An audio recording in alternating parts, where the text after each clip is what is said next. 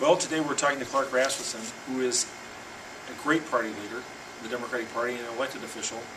And he's someone who has been with the Democratic Party at extremely important, pivotal times in history. And we're just so honored to have a chance to talk to him a little bit about his recollections, about his time with the Democratic Party and also Democratic Party politics. Thank you for joining us. Thank you for asking me. One of the things I do, Clark, is just to ask people a little bit about, where you're born and kind of where you grew up. I'm from southwest Iowa, a small town in Kimballton.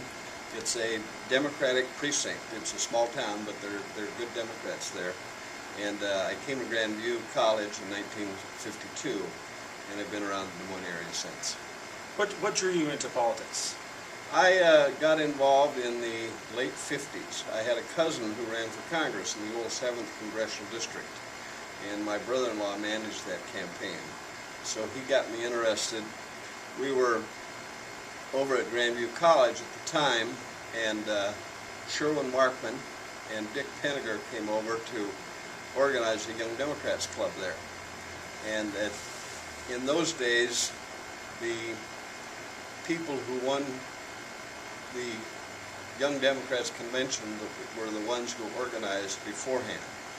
And in order for them to have more votes, they organized a group at Grandview, and that's how we started that, and it led to my involvement in politics over the years.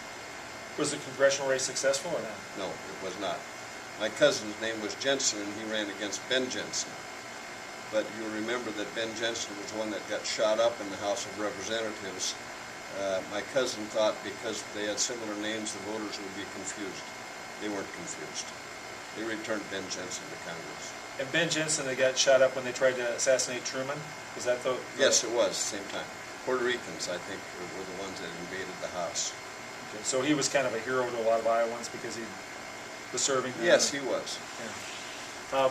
Were you involved in the 1960 presidential election at all? Not really. We transferred to Ottumwa. I was with an insurance company then, and we transferred to Ottumwa. So I got involved in Ottumwa as a foot soldier for the Democratic Party, but I wasn't in any leadership positions. Okay, so you worked for an insurance company for a short time, is that right? After I graduated from Drake, I went to work for Travelers Insurance Company. Was employed by them when I served in the legislature. One of the issues was the guest statute, which was an interesting story, how we handled that, but I ended up voting for the guest statute, despite the fact that I was employed by an insurance company.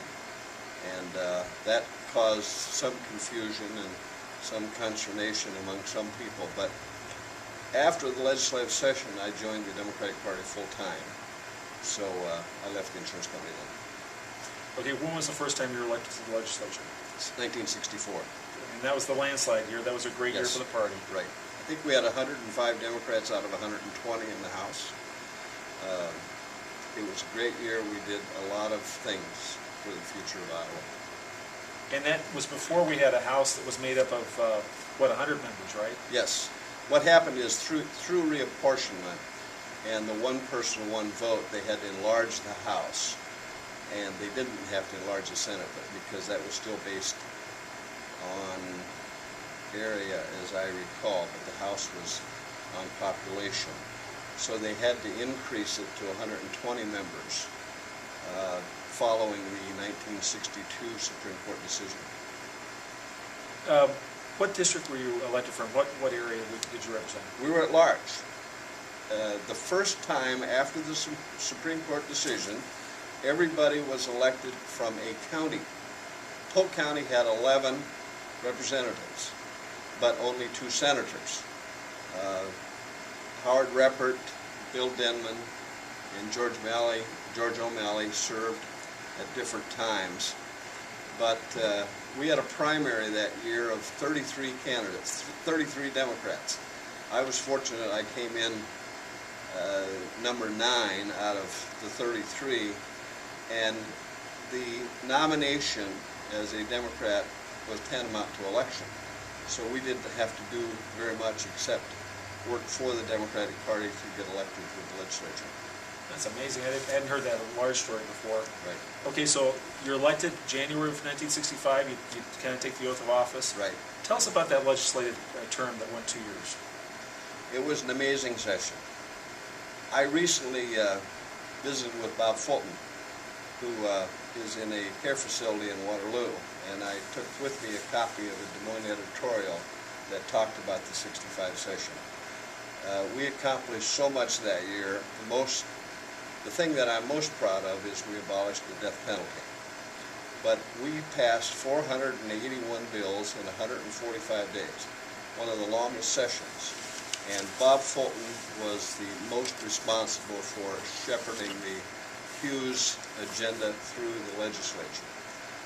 We adopted the community college system in that session. We changed the elected officials to 4-year terms, annual sessions of the Iowa legislature. And of course that followed just by 2 years the change in our judicial system and how we selected judges. Was the 4-year term phased in? Because I think Ray's election in '74 was the first 4-year term for a governor, right? Yes. So it was phased in for the future? Was that kind of the plan, or? Well, first of all, no, Hughes was elected in 1964. No, but I mean 4-year terms. He had a 2-year term, and so every time he got elected. Hughes had 2-year terms. Bob Right. Fulton had a 4-year term. You're right. But we had to pass the Constitution Amendment 2 times, and then had to go to vote of the people. So it took a while to get it in place. But your legislative session initiated that change. We passed the first session, and then in 1967, I believe, or '66, they passed the second time. Then it went to go to the people. And you came very close to getting rid of right to work too, right? No, not at all. We didn't. I forget the vote. Lee Godnier was in the House. And of course, we had a labor constituency that we were quite responsible to. I should say responsive to. And Lee, along with all 11 Polk County legislators, introduced House File 1, which was repeal of the right to work law.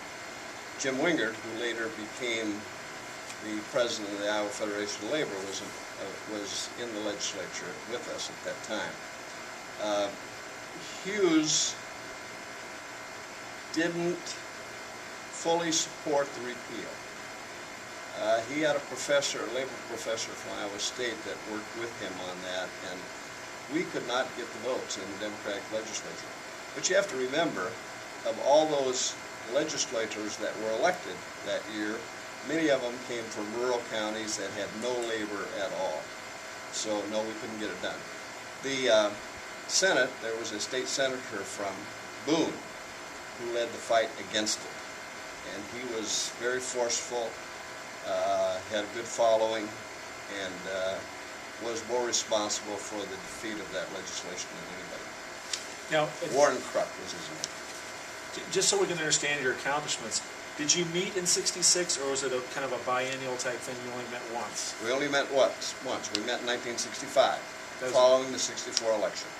And we went 145 days.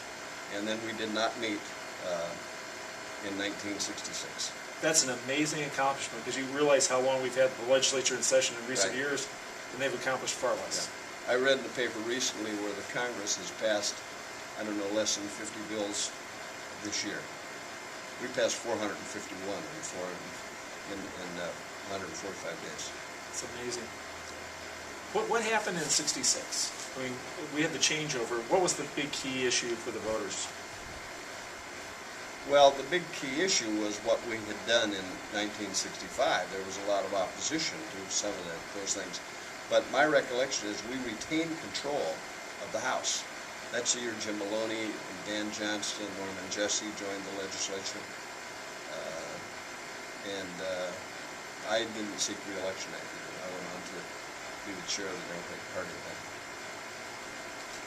And so that must have been a big decision for you to take over the chairmanship then. Is that right? Was that something that Hughes had asked you to do, or? No, it wasn't. It was kind of interesting. Art Hedberg and I were dear friends. And Art was thinking about establishing a full-time Polk County headquarters, staffed. So he was considering me for the position. He was good friends and a law partner of Lex Hawkins, who was chairman of the party at the time. And Lex found out what he was doing, and Lex said, well, look, if he wants a full-time job in Democratic politics, I'll hire him. So as a result of that, I went to work for the state party as the executive director. How long did you have that post? I just, through the next election, and then Lex announced his resignation, and I was elected state chair. When you say the next election, was it the 66 election that you worked on, or the 68? You remember? 68 would have been... I went to work for the party in the fall of '65.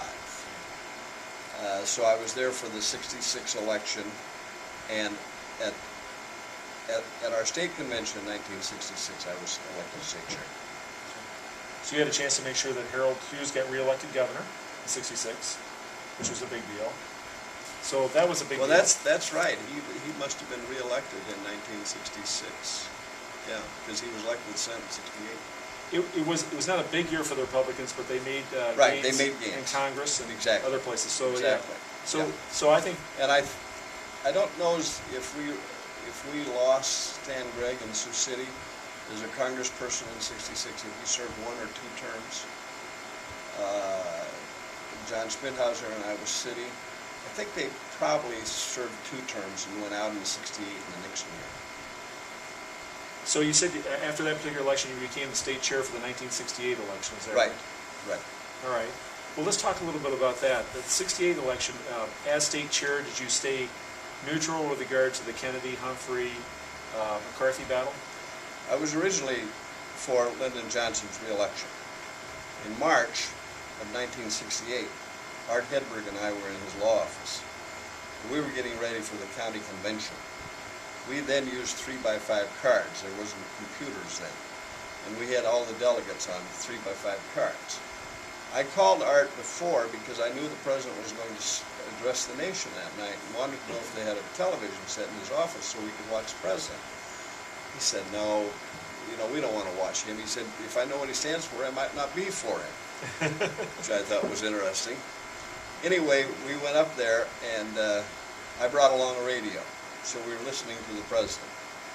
And the president announced then that he would not seek re-election in 1968. So we took our 3x5 cards and we just threw them in the air and left for home. Quite an event. Oh yeah.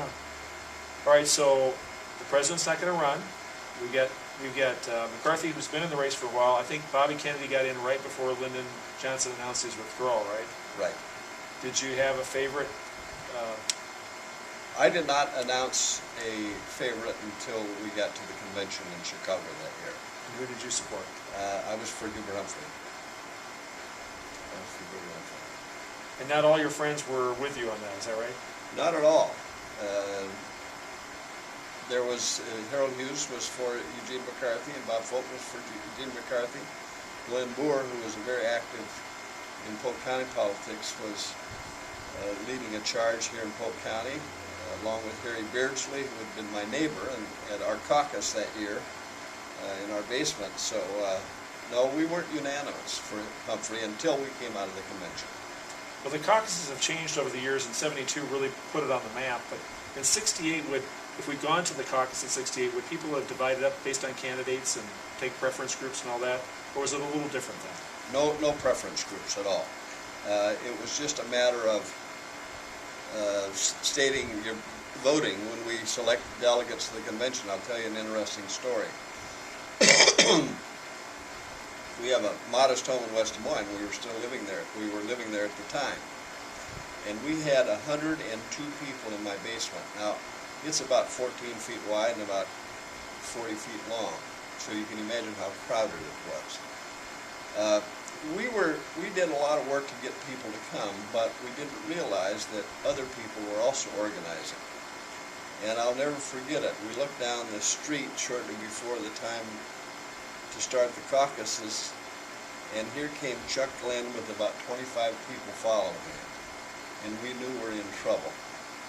Jerry Levy, who was a lawyer and CPA in Des Moines, lived in our neighborhood, wasn't particularly active in politics. I went to Jerry and I said, you're going to have to help us out here. He said, how can I help? Well, I said, Harry Beardsley's going to lead the charge for McCarthy.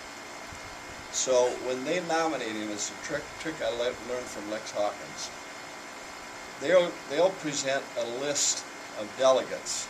I think we had 11 to the county convention. And what I want you to do is get up and challenge their list and present our list.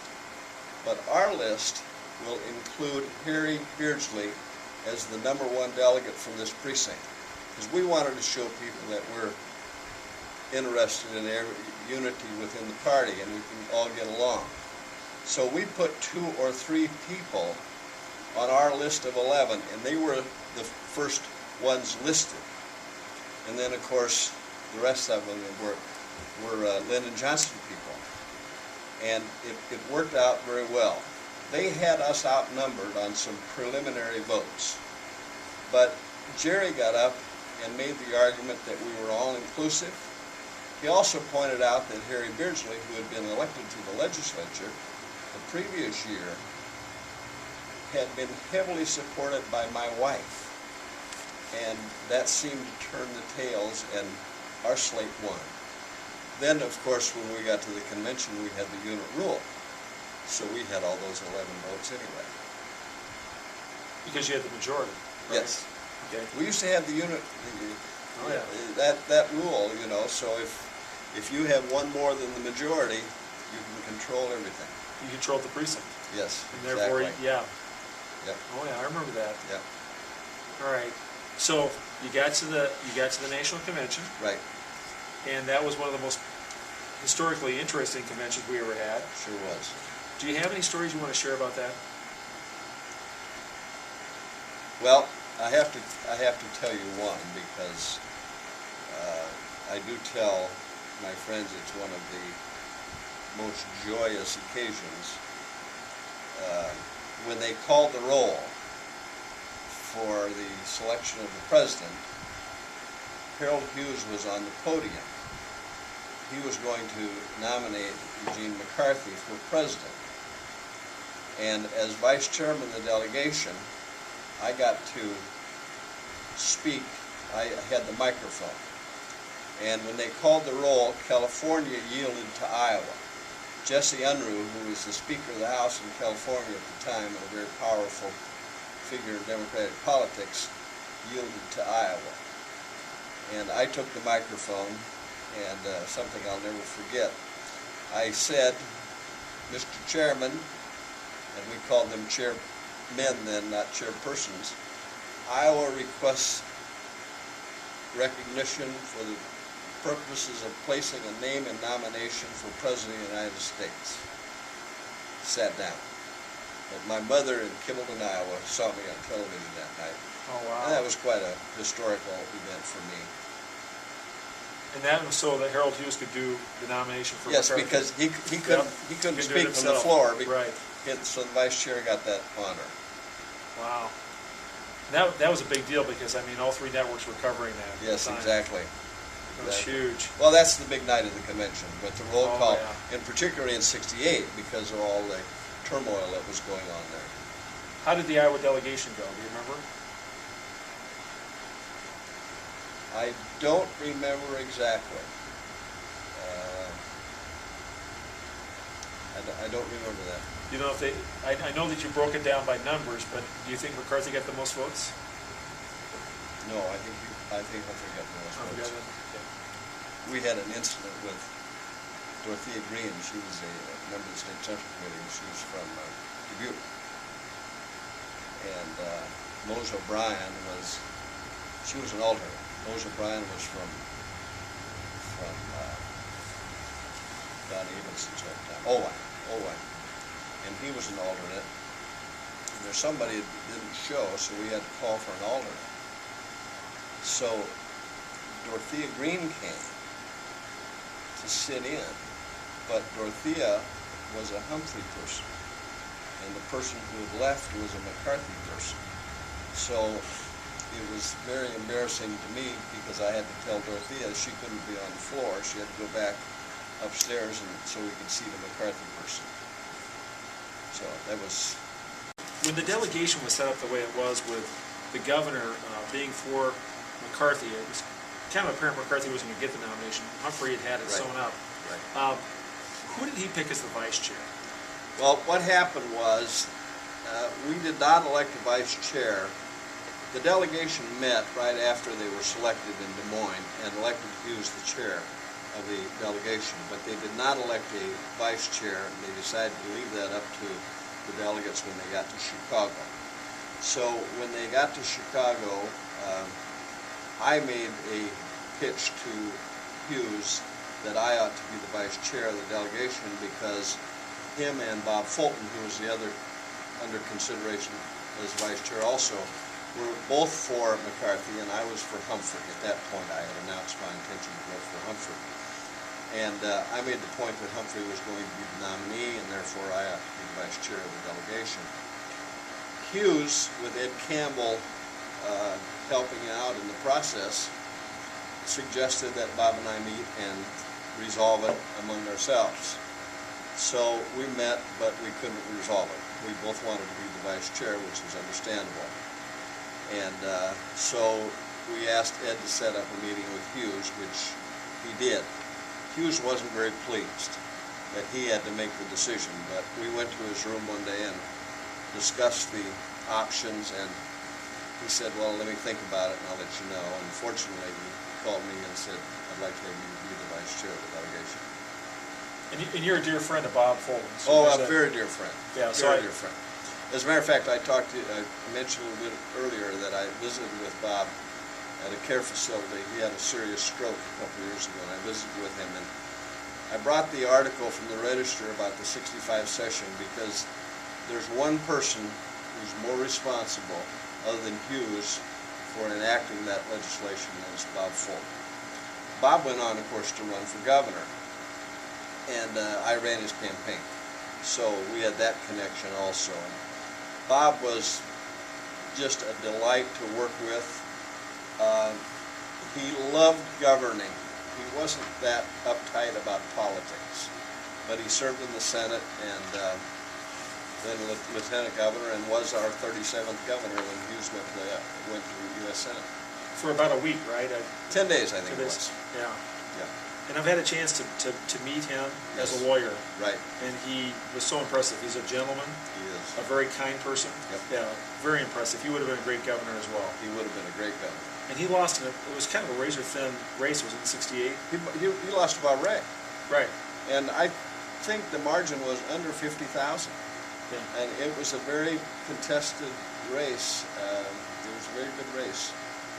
But Bob, although we'd set up his schedules and he'd do the campaigning necessary, it's not like today. You know, he didn't sit on the phone and raise money, and we were grossly underfunded, outspent by the Ray campaign, but he ran a very good race. Yeah. And Ray was a good candidate. So Yes. The other thing was you were swimming upstream against a Nixon win that was pretty strong here in Right. Iowa. Exactly. But Harold Hughes was successful. He beat Right. Stanley, right? Yes, but that was a close contest. Right. It Went was a very close contest. to the late hours. Yes. Okay, so the '68 campaign's over. Where do you go next? I was state chair, and I stayed there till 1970 when I left. Okay. So you had a chance to. Did you stay through the '70 election and help No. Fulton again? No, I was out by then, and then I was had my own business, and as such, I helped out Fulton in his campaign.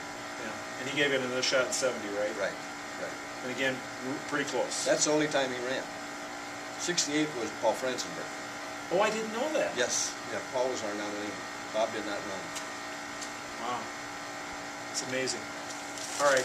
So, did you get involved with Harold Hughes' campaign for president in '72 at all? Oh, yes. Yes. You got any good stories about that? Well, we had a headquarters downtown, and Bill Knapp was very instrumental. He took a leave of absence from Iowa really to work in that campaign, and he was there all the time. And I'll never forget it. Billy Tu, who is now head of Knapp Properties, was a student at Iowa at the time, and he would come back and help us and campaign, and it's just amazing how he's grown in his endeavors. But Knapp spent full time. Watson Powell, who was running an insurance company on Kiel, American Republic? American Republic, was big in that. Dale Nelson was another one. Hughes appealed to a lot of Republican business people that were involved in that campaign.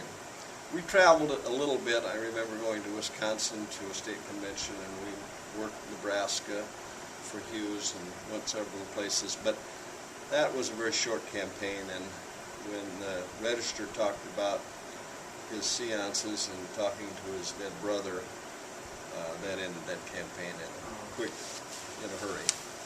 I talked to Bill Knapp a little bit about that. Yeah. We haven't done him on tape, but he talked about you guys were successful in raising some pretty good cash for the presidential campaign at the time.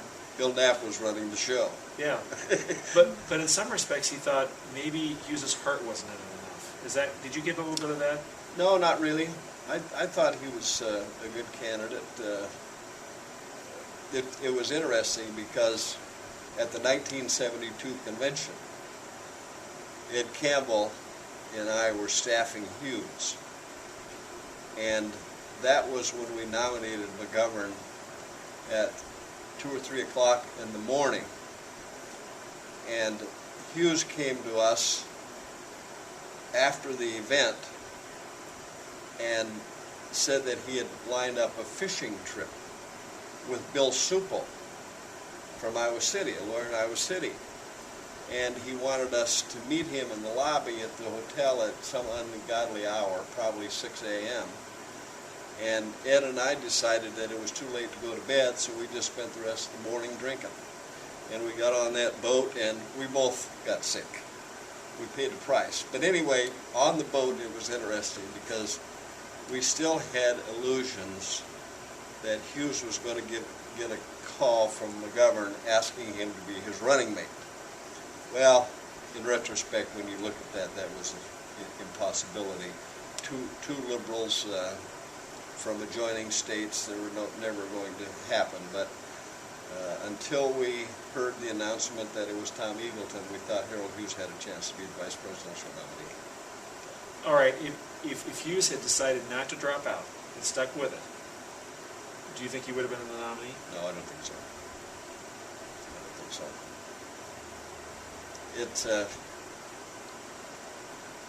Hughes was a very good politician. He worked awful hard, but he didn't enjoy campaigning that much. And even in those days, you know, you'd have to travel constantly. So I think it would have been a very tough haul for him. Okay. That's surprising because he had such a good speaking voice. You thought he would be a natural campaigner. And the anti-war people just loved him. Yeah. Just loved him. Well, I never got to see it, but I heard about the times when he was governor and he'd take the bus around the state. Right. And those were supposed to be just fascinating. Yeah. Let me tell you an interesting story. I forget one campaign. It might have been in 1966. Gene McKeever was doing his PR, and he had a billboard with just his picture. And people criticized it and thought it was presumptuous of Hughes to just put his picture without the name and the office he was seeking on a billboard. This might have been in the Senate campaign. I was in Grinnell over at the college, and we were walking across the campus, and the students started discussing this. And I said, you know something? The significance is we're talking about that billboard. We're not talking about somebody else's billboard, so it must have an effect. Of course, later on they added Hughes' name and the office he was seeking. But that was supposed to be planned in stages, right? Yes. Oh, yeah. It was all planned. It was all planned to do that. Very interesting. Yeah. All right, 1974. You decided to run for governor, right? Is that when you went? Yes. Tell me about that, because you had some interesting campaign strategies. Well, this is one thing I didn't think about before I came over here. Oh, the 74 campaign? Right. Exactly. That was a big deal. Well, it was for me at the time, but I tried to forget it, you know. So, anyway, Hughes announced he wasn't going to run for re-election, and I was running his Iowa office. So Harold Hughes and Ed Campbell came back, and we made a tour of the state, and he was announcing to the people on a one-to-one basis why he wasn't running for re-election. And we were in Fort Madison, and we had done the event for the day, and we were at a motel, and after we had dinner, we were sitting around talking, and the issue of who was going to run for governor came up. Well, Ed and I were both looking at unemployment at the time, so we flipped a coin. And I don't know if I won or lost, but I ran for governor, and Ed came back then from Washington and ran my campaign. It was an interesting campaign. I didn't have any money. Jim Shaven, Bill Gannon, and I were running. And the early bet was on Gannon. After I announced early and traveled the state extensively, and with some unofficial polling, I was doing very well. I remember that. Shaven put together a campaign and a staff that was just fantastic. He spent, I think, $175,000, which in today's dollars is peanuts, you know, but back then I probably spent 50. And he put on a great campaign, and Jim was such a gracious winner. He was even gracious to me. He used to offer me rides in his airplane, political events, where they had invited both gubernatorial, all three of us, to speak, and he was our nominee. Well, I remember one of your campaign things that you did was you traveled around the state on a bike, right? Right. And that was to grab some attention too. Well, what happened is Lawton Childs had walked across the state of Florida, as you remember. Dick Clark and had Dick done Clark it. followed it. Yeah. And Dan Walker. Dan Walker did it in Illinois. I didn't have the money and knew we weren't going to have the money. We thought that walking would just not sell after the success of Dick. It looked too gimmicky. Yeah. So biking was very popular. Oh yeah. So we decided that I would ride a bike across the state. So we started in Sioux City.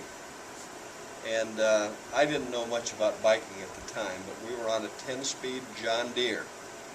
And we even had John Deere tools.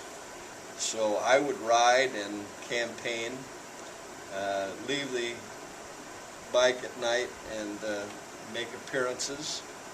And it went very well until we got to Story County, and I fell off my bike and broke my arm. Oh no. And Art Hedberg said, no problem.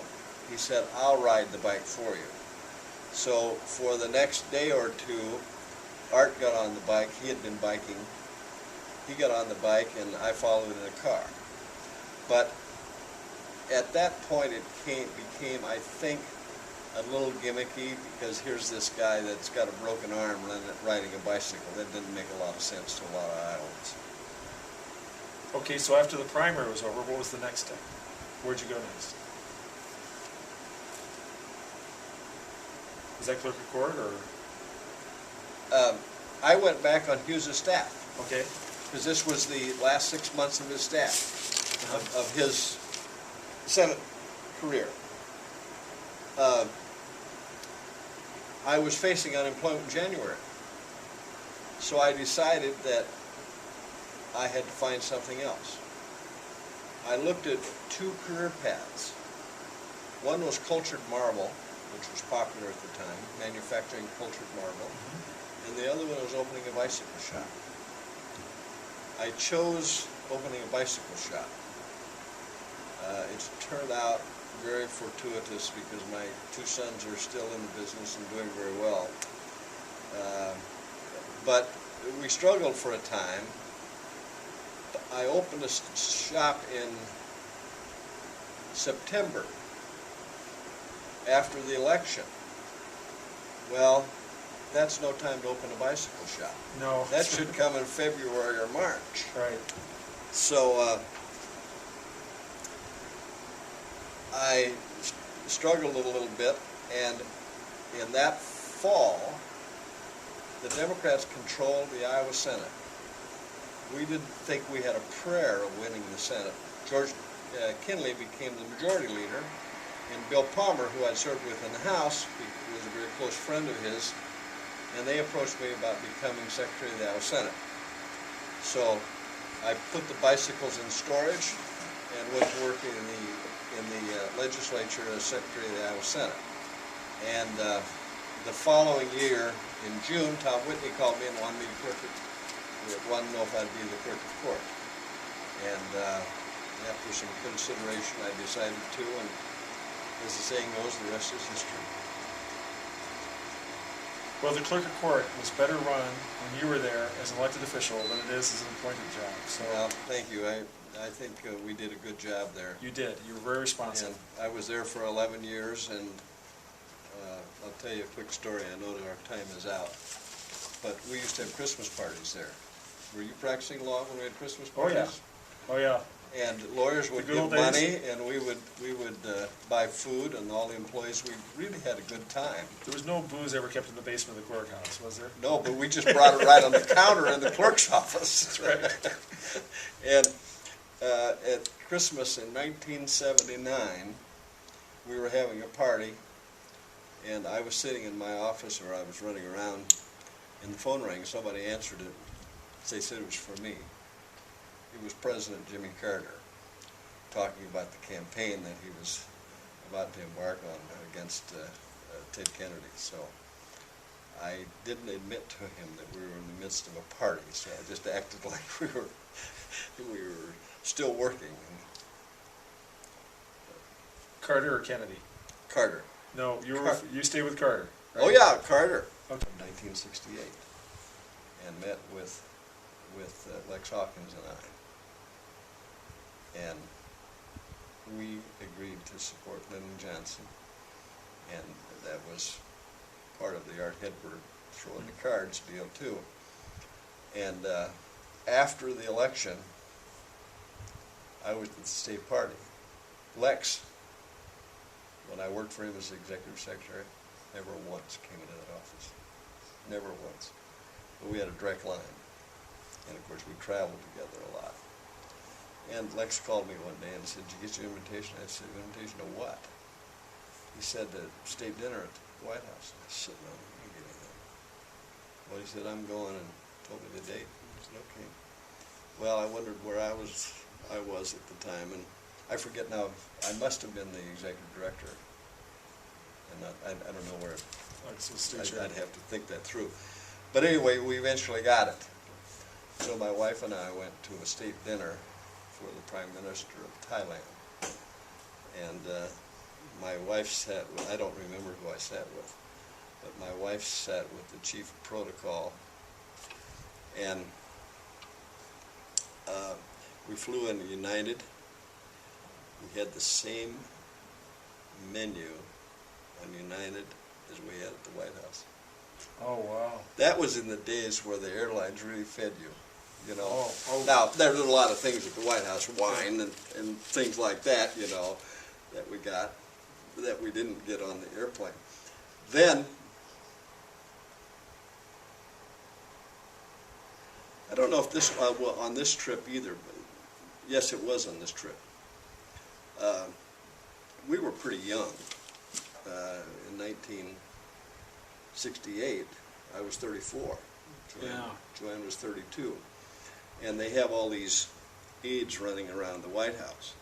And a couple of young people came to Joanne and I and said, "Come with us." So there was going to be a party on the south lawn of the White House. So they took us up on the Truman balcony. Oh, And there was about 20 people up there watching the event, the Marine Corps band, and I forget what else. And we were sitting at one end, and there was only one chair left.